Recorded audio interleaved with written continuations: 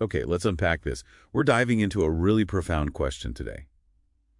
What happens when a foundational agreement, something defining a relationship for decades, is, well, suddenly reinterpreted? Yeah, and how that reinterpretation can impact millions of lives. Exactly.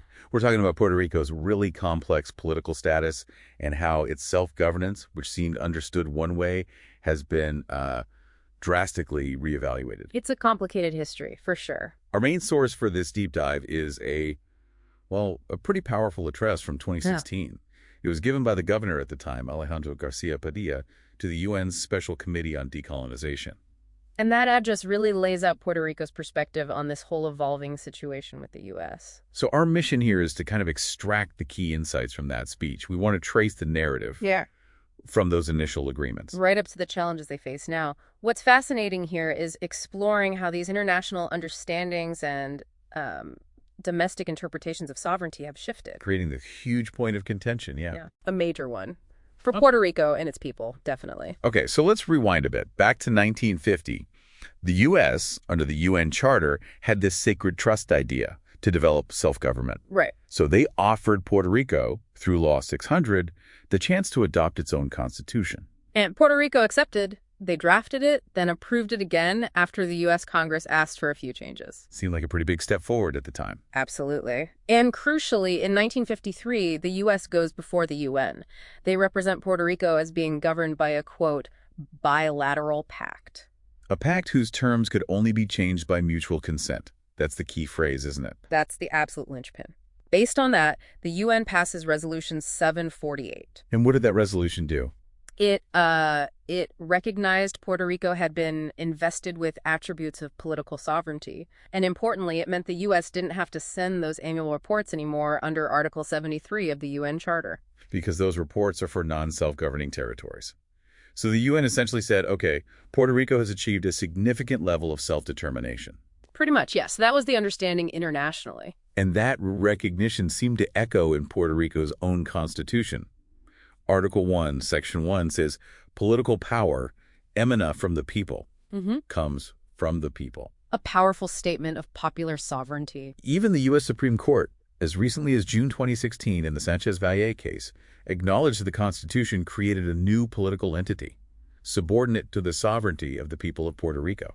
So on paper, things looked one way, but, and this is what the governor's address really hammers home, there was a shift, a pretty alarming one from his perspective. Okay, what shift? He points to U.S. executive branch reports, 2005, 2011, and also the arguments made by the U.S. Justice Department in that Sanchez-Valle case itself. And what were those arguments signaling? They signaled that the U.S. was, reinterpreting the whole relationship. Their stance became that, yes, Puerto Rico got more self-governance in 1952, but it didn't become truly sovereign. So according to this later U.S. view, Puerto Rico remained a territory lacking sovereignty. Exactly. Still subject to the U.S. Congress's plenary power, that's full, exclusive control under the territorial clause of the U.S. Constitution. Wow. Okay, so let's be really clear here for everyone listening. The UN, based on U.S. statements, understood Puerto Rico as moving towards sovereignty, achieving attributes of it. Correct. Via a pact needing mutual consent. But then later, parts of the U.S. government asserted that, nope, it's still a territory under Congress's full control, lacking that ultimate sovereignty. That's the core contradiction. How do you square telling the UN about a mutual pact while internally asserting complete federal authority in D.C.? That contradiction must be at the very heart of the conflict. It is. And the governor argued this change, this reinterpretation, had profound real-world consequences, especially hitting hard during the fiscal crisis. So what does this all mean for you, the listener? You've got this deep tension, right? Puerto Rico's understanding, backed by the UN's 1953 resolution, versus these more recent U.S. federal assertions of plenary power. It's like looking at the same history through two totally different lenses. Imagine the instability that creates. And if we connect this to the bigger picture, that fiscal crisis really acted as a catalyst. It forced these underlying political status questions right out into the open. Oh, so? Well, the governor explained the crisis point. Puerto Rico was drowning in debt, couldn't restructure it because of legal blocks. So Congress steps in with PROMESA, The law creating the Fiscal Control Board. Exactly. And while the aim might have been financial stability, the governor argued that the board's powers effectively stripped Puerto Rico of those very attributes of sovereignty the UN recognized back in '53. What kind of powers are we talking about? Powers to impose budgets, force cuts, review laws, even dismiss elected officials and override contracts. From the governor's viewpoint, this directly negated the idea of self-governance. So the solution to the fiscal crisis directly impacted the political status question. Massively. It brought the debate from theory into harsh reality. In his UN address, the governor finished with a really powerful quote from Ramon Baldorio de Castro. He said, "A people might degrade itself or commit suicide if it loses the last ray of light of hope." It's a stark warning. It really makes you think.